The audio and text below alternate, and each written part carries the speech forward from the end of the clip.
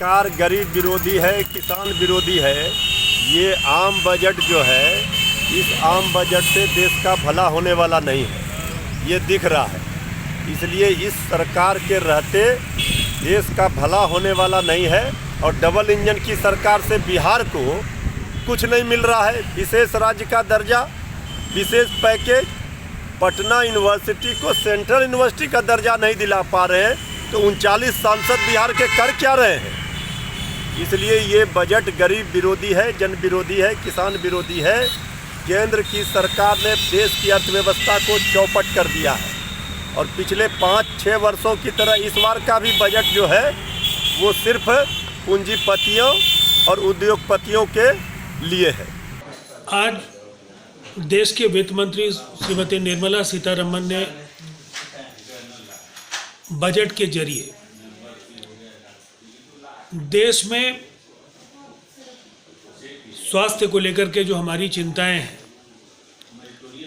उसको काफ़ी हद तक महसूस किया है और एक बड़ी राशि का प्रावधान वैक्सीनेशन के साथ साथ स्वास्थ्य मद में किया गया है। सीनियर सिटीजन से लेकर कृषि के क्षेत्र का सवाल हो या क्षेत्रीय विषमता को लेकर कई ऐसे ऐलान हैं जिससे विकसित और पिछड़े राज्यों के बीच का जो विकास का फासला है वो कम हो सकेगा। यह एक संतुलित बजट है और निसंदेह कोरोना संक्रमण के एक मुश्किल दौर से देश उभरा और जो अर्थव्यवस्था के लिए मुश्किल स्थितियां थी उनका सामना करते हुए एक उम्मीद बंधाने वाली बजट इसे हम कह सकते हैं। नहीं, ये तो जिस साल भी बजट इनका पेश होता है चुनावी घोषणा पत्र की तरह होता है, घोषणा ही रह जाता है। इनके बजट से और इनके बजट के प्रोविज़न से पिछले 5 सालों में जब से इनकी सरकार है तो जनता को फ़ायदा हुआ, यह देखने वाली बात है। अर्थव्यवस्था सुधरी, क्या नौजवानों को रोज़गार मिला, क्या किसानों को फ़ायदे हुए, क्या रोज़गार के साधन बढ़े। सिर्फ और सिर्फ बेचने की प्रक्रिया चल रही है। एयर इंडिया बेचा जा रहा है, LIC में विनिवेश का प्रावधान शुरू हो चुका है और लोग लुभावने रहते हैं हमेशा। जब बेनिफिट्स हमें नज़र नहीं आते, हम तो 5 साल में देख रहे हैं ना, सरकारी नौकरी घटी है या बढ़ी है, या प्राइवेट नौकरी के साधन बढ़े हैं या घटे हैं, GDP बढ़ा है या घटा है। तो जहाँ पे UPA ने छोड़ा था उससे हम नीचे गए ना, तो बड़े बड़े वादों का क्या फ़ायदा। सर, किसानों के MSP फसल के MSP को लेकर भी चर्चा हुई है कि दोगुने हम करेंगे, 1.5 गुना MSP मिलेगा। ये तो एकदम नहीं दे रहे हैं। मकई से लेकर के धान अभी 800, 900, 1100, 1200 बेचा और प्रावधान ये होना चाहिए जो डिमांड है कि जो MSP तय हो गया कोई भी खरीदे, चाहे वो बिचौलिया खरीदे, चाहे वो घर पे आके खरीदे या मंडी पे खरीदे, कीमत उसकी वही होनी चाहिए। और अगर MSP नहीं मिली किसानों को तो उसके लिए कानून बनने चाहिए। ये तय कर दें तो फिर मज़ा आएगा किसानों को कि 1850 में उनको कहीं भी वो बेचेगा उसको मिलेगा। तो आप 10% धान खरीद लेते हैं, 90% धान कहाँ जाता है, किस माध्यम से जाता है। इसलिए इस सरकार को ये समझना चाहिए और जो कि इस समझ से परे है। तो किसानों को तो कुछ मिलता नहीं है, और अगर मिलता तो आपको लगता है कि ये 60-70 दिन से लोग बॉर्डर पे, सिंधु बॉर्डर से लेकर गाजीपुर बॉर्डर पे पड़े रहते हैं। 100 किसान के ज़्यादा जान जा चुकी है। तो ये है कुछ नहीं, झूठ का पलंदा है और ये सबके सामने है। में पैसा देने की बात तो हमेशा करते हैं। जब यहाँ आए थे प्रधानमंत्री का अनाउंसमेंट हम लोग को याद नहीं है क्या, बिहार वासियों को याद नहीं है क्या।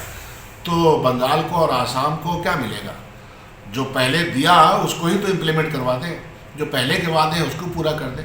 तो मिलने वाला कुछ है नहीं भाई। हम तो तस्वीर का आईना देख रहे हैं ना, आईने में इनकी तस्वीर आया हो चुकी है।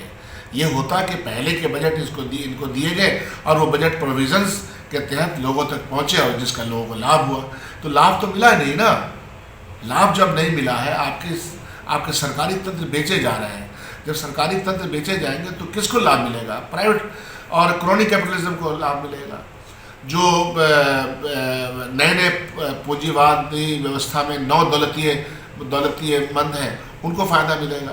तो ये तो पूरा आप देख रहे हैं कि एक रिच को रिचर बनाने की कोशिश की जा रही है। उसमें भी बहुत कम लोग रिच बन रहे हैं। आप तो देखा जा रहा है कि कॉलोनी कैपिटलिज्म में होता है कि बहुत कम लोगों के पास संपत्ति और फायदे पहुंच जाते हैं। वित्त मंत्री निर्मला सीतारमण ने संसद के अंदर में केंद्रीय बजट पेश की है और इस बजट के माध्यम से उन्होंने जो आम भावनाओं का ध्यान रखने का काम किया है, खास कर करके जो गरीब है, बुजुर्ग हैं, महिला है, छात्र हैं, उन पर विशेष, किसान हैं, उन पर विशेष जोर दिया गया है।